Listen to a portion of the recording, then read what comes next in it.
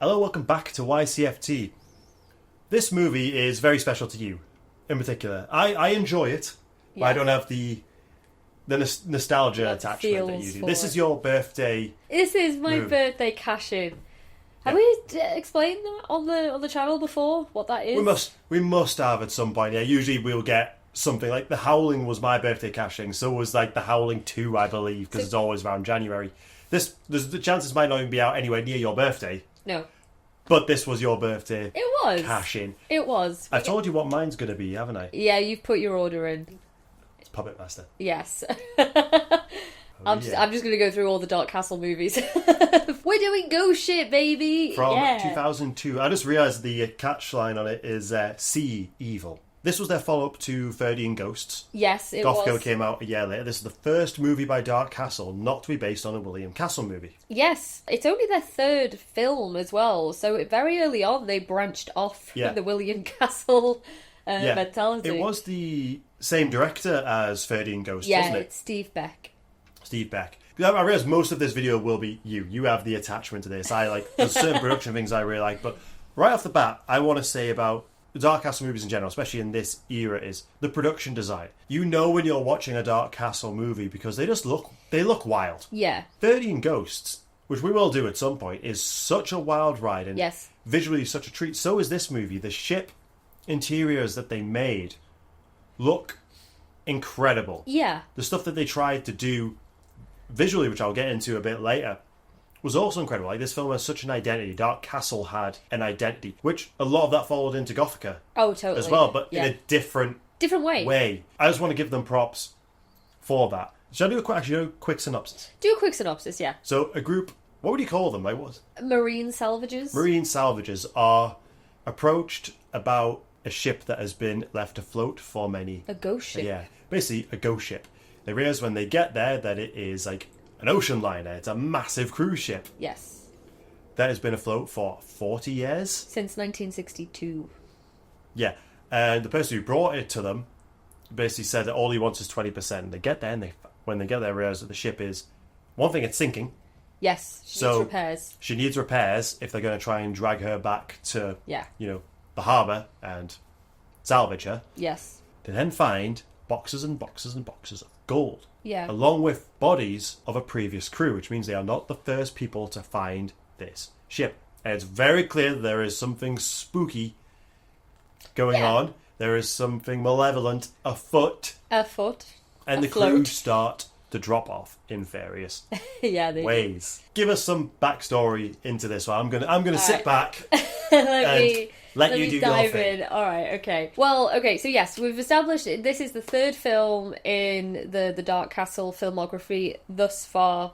They'd done House on Haunted Hill, they did 13 Ghosts, and then very quickly followed up with Ghost Ship. And incidentally, I think we mentioned this in our Gothica video, Ghost Ship marked the last time that they were able to get out their yearly Halloween release as well. Gothica, there was delays, so that was released a little bit later on in the year. Anyway, Ghost Ship. The making of it is also quite interesting. The film that we see, by all accounts, is not the film that the actors, at least, had signed on to do. The original script for the movie was called Chimera, and that was supposed to be the name of the ship within the film. That also was changed. The name of the ship in the movie is called the Antonio Graza. It's a great name for a ship. It is. It was based off an actual ship that sank, the Andrea Doria, maybe? Something similar to that. It was an Italian ship anyway, but the inside was very much modelled off a... The poster's based off a very famous ghost ship movie as well, isn't it? Yeah, I think that was maybe called Death Ship, or also called Ghost Ship. I think it was Death Ship from the 80s. I know it's they're very similar posters. I think it's very, very similar. But yes, the original script was called Chimera, and from what I did actually, so this is just a little sad story about young Sam. I've always loved this movie, and years ago, I tracked down the script for Chimera, and I actually printed it off myself. For no other reason other than I was curious. And this was like around the time I was printing off a lot of Dark Castle movie scripts because I just wanted to pretend like I was one of the Dark Castle producers. Anyway, I did actually have it, and it probably is still around somewhere. And I read it, and it became very apparent how different the finished movie actually is. The original script was a lot more psychological. It still had elements of the supernatural. The gold was still very much a part of the story. Katie, the little girl ghost helping Epps, was still a part of the story.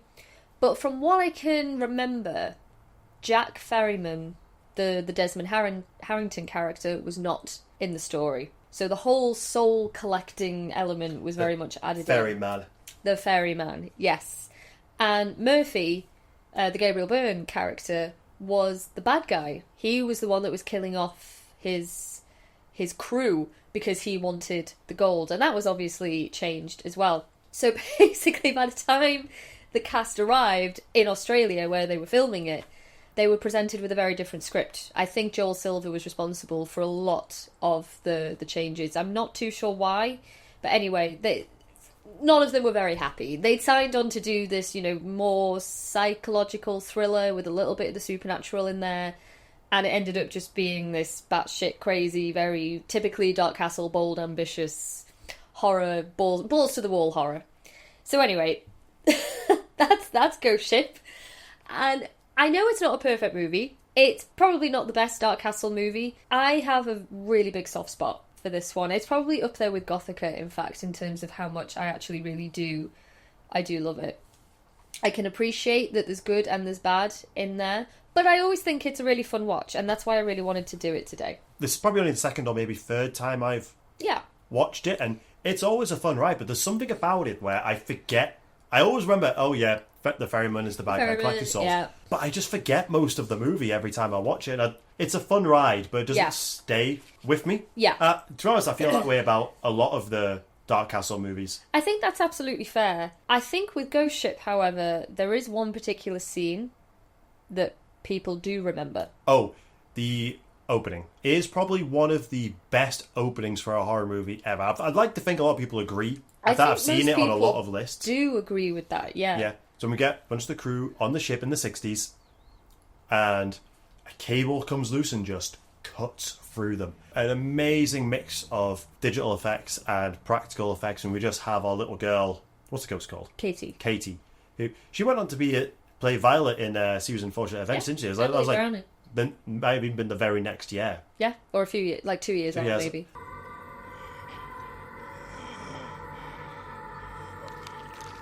Her then surrounded by bodies. Yeah. It's the way like the captain's head just slides off. That is another like practical thing with digital, because the top half of his head is entirely digital then, or they've done like photogrammetry, so taken real footage of his face and put it onto like an object, a digital object, so that it'll fall.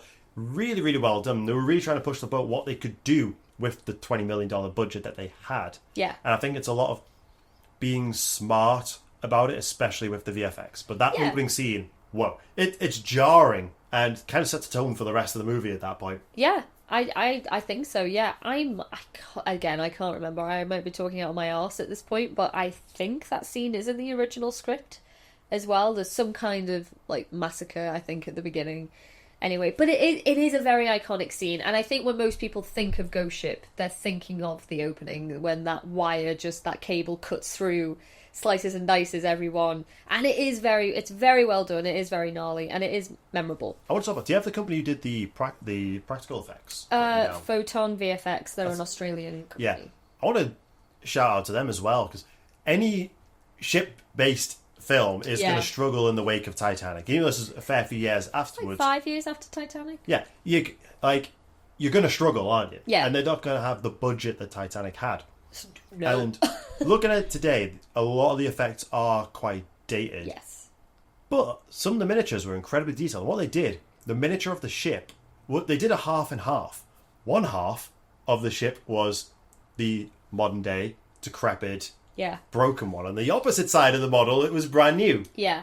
So they could save money and not do two miniatures. But you couldn't tell. And like, that I really like. They did a lot of filming, like doing the routes the ship was going to do in the ocean, filming them, and then basically doing some match moving. Yeah. So then they would have to calculate, because obviously the miniature's not the size of the ship, so you can't just track the footage of the ocean, plonk it in there. It's not going to move at the right speed. So you do a little bit of math, calculate what that would be for the miniature, and match it in there.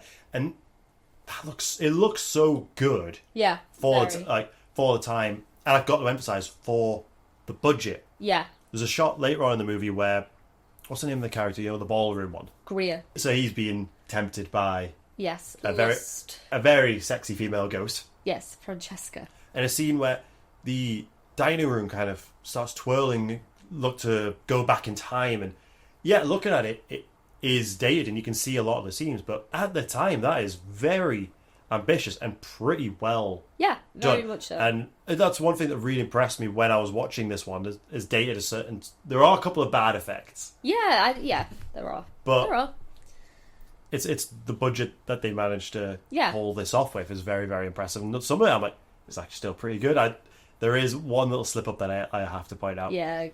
It's with Greer, actually. Yeah. You can see the reflection of the green screen in his glasses. You can. I never noticed it before. All my years of watching this film, and I never. To be honest, it's not obvious at first until you sit and think about it. When you look at it, like, what in that scene would be that colour? And when you look at the behind the scenes and you see the inside of the ship set they were using set extensions, so they had big practical sets with green screen to do, to digitally extend them out. Yeah. To make it look and feel a lot bigger. Yeah.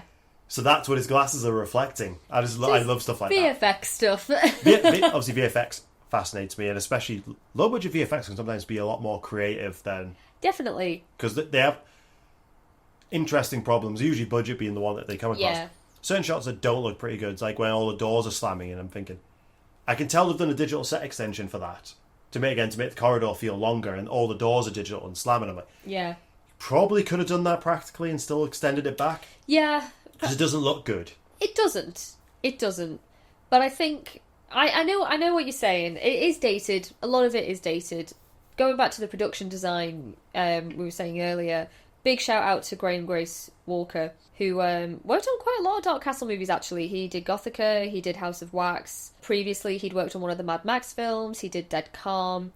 And he went on to do Walking Dead as well. So the guy was talented, and that's very talented dude. Yeah, I mean, I'll come back to talk about the ship because I do think this movie has just an amazing sense, a genuine sense of wonder, especially in those early sequences when they arrive on the Graza. Yeah, I mean, we might as well jump into it. Well, okay, we can do. So it's just something I notice every time we watch it is when the characters are just when they first arrive on the Antonio Graza and they're exploring it. Obviously, we're first introduced to it initially, really, minus the opening scene, as this decrepit, old, decayed splendour. This ship that has been rotting on the sea, and it's very grey, and it is literally a ghost ship. And I think the way it looks, there's still a weird kind of beauty to it in a way. I mean, I think even the actors, when you watch the making of it, even they've said like there is not a corner, there's not a crevice that doesn't have some kind of art direction or some kind of design added to it. Everywhere you go, it's a feast for the eyes, and I love that. And then obviously you contrast that to when we see the ship back in its heyday in flashback sequences, and even at the beginning as well, a little bit. You can see the difference. You can see the 60s splendour, and you can see how luxurious it once was, and the glamour that existed. And I don't know, like I think cruise ships were just a lot more magical back then than they ever were now, and I always get that when I watch it. And I just love those scenes where they are exploring the ship, like going room by room, just seeing all these props and like trying to piece together what happened. One thing that really helps when we have flashback scenes is we're seeing a lot of the same rooms. Yeah. So when they explore the pool and they see the bullet holes and stuff like that, or even just like seeing the likes of the ballroom in the flashback scenes, when we see those same scenes, we know we have an idea of what's about to happen, but we can also see it in its glory. Yeah, absolutely. Yeah. Obviously, it's because they were using the same sets and just reset them. Definitely. But it just helps link the story that happens in the past with the story that's happening in modern day. Happening in modern day. Talk a little bit about the characters. Yeah. Because we don't really have that many, really. This is kind of an ensemble cast in Ghost Ship. So we have Murphy, who's the captain of like the salvage crew. I can't remember the name of his little ship for the life of me. He's Gabriel Byrne, head honcho. He's the one that calls all the shots, obviously, and decides categorically, right, we will go and investigate the Antonio Graza. It's too good to pass up an opportunity like this. His right-hand woman is Maureen Epps, who's played by Juliana Margulies. I love her in this. I really, really love her in this. She's the only lady in this, very kind of macho world in this salvaging team. But she proves very early on that she can hold her own. She and Murphy have kind of like a father-daughter sort of relationship that's kind of explored in the movie. And she is ultimately our final girl. It doesn't feel right calling her a final girl. She's our final woman, I guess. We have Greer, who's the first mate. I think that's the right term. He's the guy at the wheel of the ship. He's played by Isaiah Washington. We have two other guys called Dodge and Munda. One is played by Ron Eldard, and the other guy is played by a very baby Keith Urban. Carl Urban? Keith Urban's a very... Carl Urban. Keith Urban's a different dude who is a real person, though, right? Yeah, Keith Urban is a real person. Is he married to Nicole Kidman? I don't know. It's not Keith. We have Carl. We have Carl Urban. Probably around the same time he would have been in Lord of the Rings. Yeah. Well, obviously, as I was saying, this film was shot in Australia, so yeah, it would make sense. Carl Urban at maybe like early stages of his career. So those are our crew at the beginning. These are our kind of. Have we got a mechanic characters as well? We have a mechanic. I don't know his name. Yeah, his character's called Santos, and then little girl Katie, established, played by Emily Browning. She's one of the many, many ghosts that haunt and remain trapped on the Antonia Graza. And then Jack Ferryman, the guy that introduces or, goes to this salvage team and says, I've got word that there's this big ship that's just floating in the Bering Sea, is played by Desmond Harrington. And he's kind of the guy that really kickstarts the story, essentially. And I just wanted to talk about the characters briefly, just because I think all of them, is it fair to say, have certain vices? Yeah. All of them agree to go and check out this ship. Primarily, yes, because of curiosity, but I think primarily because of greed. They know there's going to be a lot of money. I mean, it is their job. It is also their job, but I think they also know that, right, we are going to be delaying our schedule, like, we all have personal lives, we've all got stuff to go back to, but this is just too good a chance to pass up. And it is important for the plot as we develop it, especially for the Jack Ferryman character. Because at what point now do we reveal? We might as well. We've already said that there's a soul gathering element to it. He's the ferryman. There is. So the gold that is on the ship, Jack Ferryman is a soul collector, and this is where the classic Dark Castle balls to the wall insanity kind of comes into play. He is an immortal being, and he lures people, salvages, whoever else, to the ship in order to collect their souls. And he uses the gold as a means to not necessarily lure them, but to trap people onto the ship. So the salvage team, the crew find dead that must have arrived maybe a few weeks before. That was his doing, and he's been doing this for years and years and years. Well, he picks this crew because he needs someone that can also fix his ship. Yeah, he realises his ship is sinking, so he brings them in. But the gold is also primarily used as a test of character. Katie told you, didn't she? You see, souls without sin can't be marked. Makes them tough to control. Who is greedy enough to want to take this gold?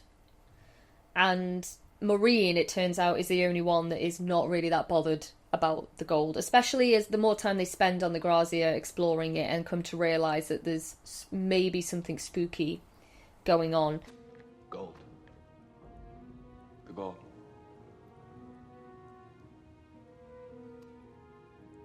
Yep. I just want to get off this boat. Maureen also encounters Katie. Katie is the only one... Well, Katie only chooses to show herself to Epps as well. So yeah, the gold, it is an interesting element. It is a bit batshit insane, especially where the movie starts off from, to introduce a kind of soul collecting element. But I still really love it. I think it works pretty well. I think it does for the most part. Because we have another ghost that we see quite often, which is the captain of the previous ship. He shows himself. Yeah. What's our captain called again? Murphy.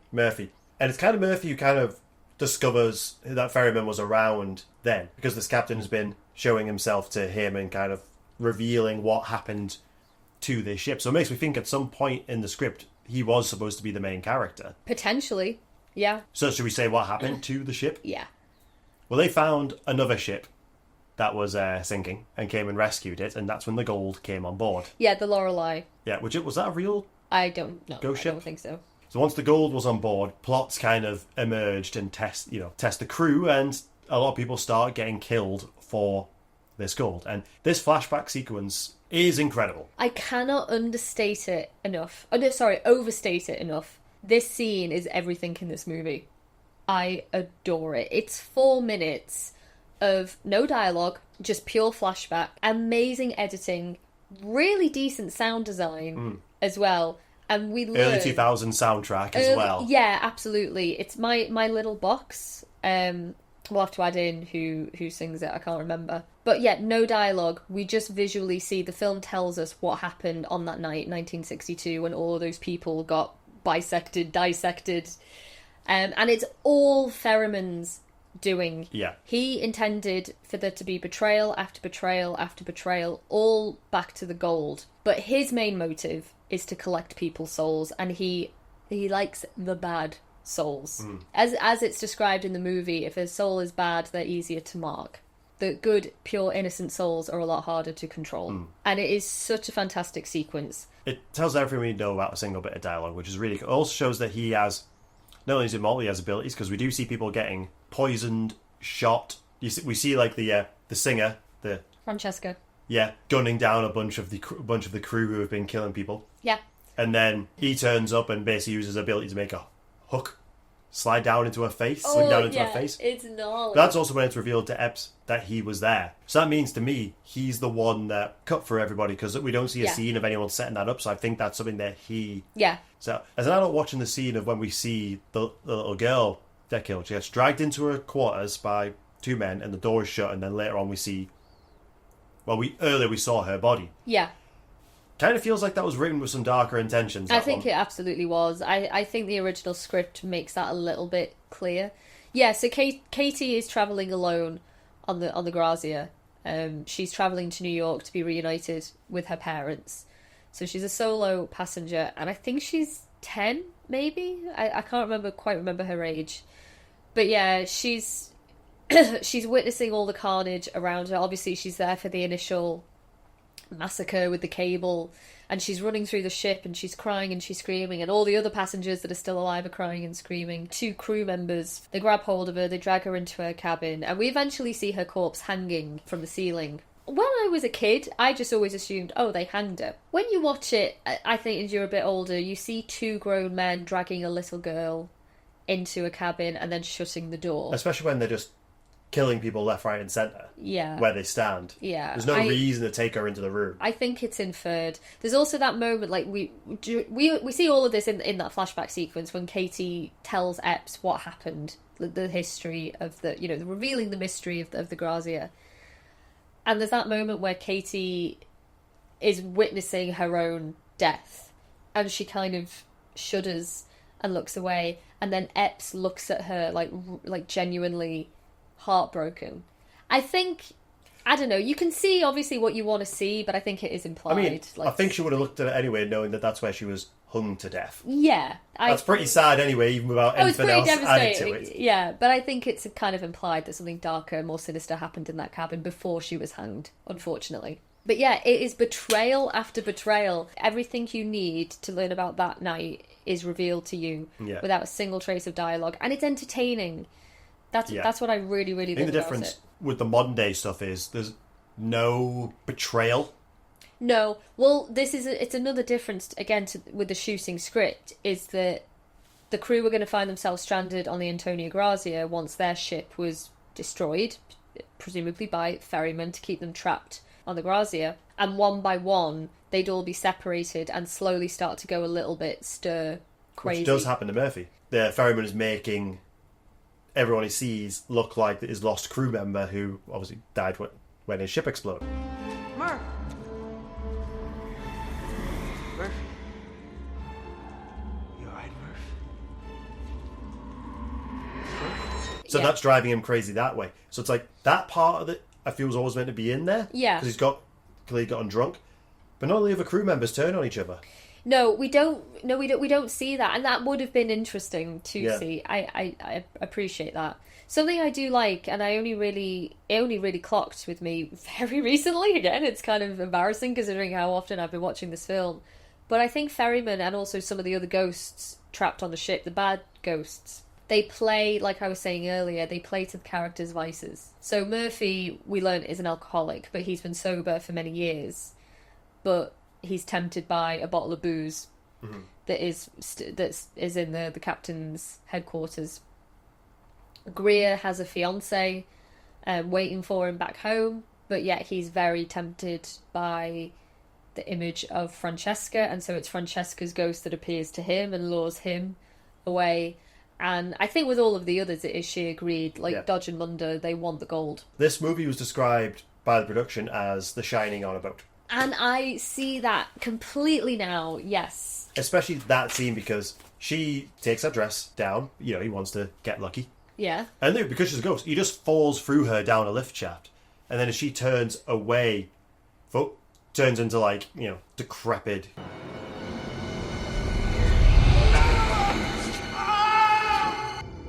Benvenuto a porto. I don't understand the point. I think it would have made more sense to scare him over the edge that way. Yeah. Because otherwise that's purely just for the audience. It's not for any of the characters there. Yeah, that's true. Which so makes me think that was a last-minute addition. Potentially, But yeah. that's very, Oh, very, very Shining. very Room 237. It's a while before his body is discovered. Like, Yeah, it is. All mangled. And her performance is fantastic, because you can see she's generally She's devastated great. when she comes across these crew members. Even Murphy, who they've locked... Somebody's locked in a drained aquarium just because he was drunk and trying to kill him. When she comes back and he's drowned, and you can see the photo of Ferryman. Yeah, she puts in a fantastic performance. I think she does. Yeah, totally. Just sticking on the Shining thing, there's a couple of other things. Now that is in my brain, I noticed very well. Yes, that whole scene with Greer and Francesca, beautiful naked lady seducing a guy just to turn into a horrible old-looking corpse. The back in time sequences, there's flashbacks in The Shining. Or, you know, things akin to flashbacks. Murphy sharing a drink with the captains, kind of like Jack sharing a drink with a bartender. With the bartender, obviously the whole element of cabin fever, it's a bit more prominent in The Shining, gathered. A little English girl in a blue dress, you know? Tell me that's not The Shining. So yeah, there's a lot of similarities there. And, Katie, I just want to linger on her for a bit as well. I love Katie. I always have. I think it's Emily Browning's performance. There's something just quite charming and endearing about it. I feel like she's become quite synonymous with this film. It's like, usually if you show someone a picture of her in this film, they'll be like, oh, that's Ghost Ship. Yeah, she's a helpful little ghost. Yeah, we don't have many helpful ghosts in movies, but she is pretty helpful. Yeah, she is. And as I say, like she kind of immediately decides to show herself to Epps. No one else in the crew. I think it's maybe because she sees, as one good soul to another, Epps is the one that's perhaps more trustworthy. Yeah. Perhaps Epps has the better sense of judgment compared to all of the others. I don't know. But yeah, there's just something really, I don't know, I just really like her performance in this. There's also that really cute moment where, again, she's telling Epps the backstory of the ship. And when Ghost Katie is watching, like, real life Katie scream when she sees the captain's head fall off, and she kind of does this she crunches up her face because she doesn't want to hear herself scream.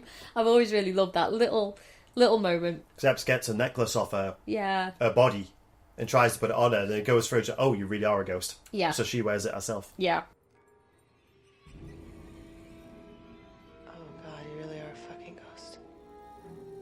We interrupt our program to bring you this important message. We'd like to shout out our groovy members. We appreciate everything you do for this channel and helping us grow. You guys are awesome. There is maybe something of a plot hole in the ship, but we talked about this together. As we were saying, Ferryman wants the salvagers there, to fix his ship, but also, you know, he wants their souls because he knows they're bad. They're tempted by the gold and blah blah blah. But he wants them to fix the ship. But it could be argued that he starts killing them off too soon. A bit too soon, before the ship is actually fixed. Yeah. But you also get the argument. He also blew up their ship with the one person who could fix his ship quicker. Santos, yeah. Yeah. He is the mechanic. Yes. It's fair, they actually do a fantastic job of fixing it. Yeah, they do. But yeah, he arguably does start killing them before, because what the ship is gliding towards some islands. Yeah. And that's kind of what happened to it. And it's like, if they don't get it moving, it's going to, you know, just crash straight into them even before it sinks. Yeah. So yeah, he's kind of his own worst enemy here. He is really. But Ebbs she realizes, after she realizes what's happening, she tries to destroy the ship. Yeah, she does. Yeah, which is, arguably Very, the smart very thing to Ripley do. from Alien. Very Ripley. I mean, she's going to take her chances. She Yeah. knows it's the smart thing to do. But I really like their exchange when they confront each other after now, she knows what he is. And he knows that she knows. And she's like, what the fuck are you? And he's like, oh, I'm a salvager just like you. I'm a salvager. Just like you. You collect ships, I collect souls. And when I fill my quota, I send a boatload home. I just... For me, it's souls. Yeah. It's like, we're basically the same. We have the same job. And she does successfully blow up the ship. Yeah, and that And seems to be enough. Like, the explosion kind of releases splatters the him souls. into really bad CG guts and bones. Yeah, really bad. I really like It's the cheesy the bad. ghosts being released. This one, probably I ship do. looks the worst when it's like upright. It's not good. But the ghosts all around it, it's that I really like, and then she's I just do. kind of left Yeah, floating. we also Katie helps her Yeah. as well one last time, and Katie's little soul is Yeah, released kind of shows a as wedding. well. It's fair. One scene that again is quite impressive for 2002 was when Ferryman tries to disguise himself as one of her crewmates, the last remaining one, Yeah, and then she instantly realizes it's not him and does a really cool face morph back into him. I'm like, Yeah. ooh, that was actually kind of impressive. it does look really good that because even before he turns around, you can see his smile. That's Desmond Harrington's smile. Yeah. On Ron Eldred's face. It is really well done, and I always love how he deadpans and he turns around. Well, that's maybe because I already know. He just completely deadpans into it. I can't quite tell if his performance is good or not. I really like Desmond Harrington. I like him. I think his character's just a bit boring. I think they tried to hide that he was the bad guy too much when realistically he's the only person who could be. They try and pass him off as, like this guy that just literally doesn't know anything and is more of a hindrance to them and is a bit of a nuisance because he's asking all these really dumb questions. And there's that scene earlier where him and Epps are exploring the Grazia and he gets distracted by... I can't remember the name of the car, but he gets distracted by this old car, a Jaguar, I think. And that's obviously the character wanting to get her into that room so she'll notice the gold. But at the time, it just kind of comes off as, what's he doing? Even as a salvager. What is he doing? As a salvager, that is a find. Yeah. Like, that is like, the car alone is a nice find. Yeah. Probably no way in hell it would run. It would take a lot of work. But that's, if he was with any of the other crew, they would have been a bit more excited Probably, about yeah. that. I'm going to ask, how do you interpret the ending, the very, very end? All right. The ending, she's just kind of floating on some wreckage, a luggage bag or something Yeah. like that. Jack could not have fit onto her bit of debris. Jack couldn't have fit on the door in Titanic anyway, but yes, continue. He probably could have. Anyway, by some miracle, she's found by another cruise liner, then is taken to hospital afterwards. As she's in the back of the ambulance, we see a bunch of crew, which interestingly look a lot like her crew, but they're not played by her crew, No. taking the gold onto this new ship with ferryman following Yeah. them, and then blast the soundtrack. Yeah. God, I miss the early 2000s. Yeah. It kind of made me feel like I was watching Freddy vs. Jason for the soundtrack, in particular. I actually have a problem with that ending. Okay. Because for me, wouldn't the gold have been with the wreckage where she was found? Wouldn't that have been when the gold made it onto the ship? How did the gold get back to land and why is it being taken on? The only thing I can say is the gold also has some kind of, not magical, that's the wrong word, but like some kind of supernatural element to it But as also, well. the gold made it onto the Antonio Graza from one ship to another. Wouldn't it have been poetic for it to go from that ship onto another one? Like, when they found her. It seems like a mistake on their part. And I feel like that ending was also kind of changed at the last minute. It just, to me, it doesn't make sense. And to kind of have this idea that this cycle's obviously repeating, because that's his job, it would make more sense if they got the gold where she was found. Yeah, I know what you mean. Like, That's if my it problem was- with the ending. If it was somehow floating near her. Yeah. Or something like that. I know what you mean. I think the only thing I can say is the gold also has a supernatural element. Wherever he goes, the gold goes. Unless, like, as he says, unless if he fills his quota, management won't be happy. Maybe he's gone back to management and management's given him another box of gold. You never know. But yeah, I like it in the sense for what it represents. It represents that here we go again. There's going to be another ship that's destined to disappear. He's just going to start the cycle, as you say. He's going to be luring people to the ship ever after. We're going to have another ghost ship on our hands. I quite like that ending. But it is very melodramatic, where she's like, no. It's like her worst performance. She's great throughout the movie. Then that moment, just like, I'm not feeling it, but then suddenly blasting loud music at us. And well, he walks in slow motion up onto the ship. Yeah. This movie just feels like a very specific moment in time for me, because I was like 9 years old when this came out. I probably would have been a teenager when I watched it for the first time. And I am starting to get very nostalgic for the early 2000s and their soundtracks in particular. Yeah. And even like how a movie could not be great, but if it's fun, that's all it needs to be. And this movie is fun to watch with its flaws. You can tell that it was possibly being rewritten on the fly. Yeah. Scenes being added in. Doesn't stop it being an enjoyable ride.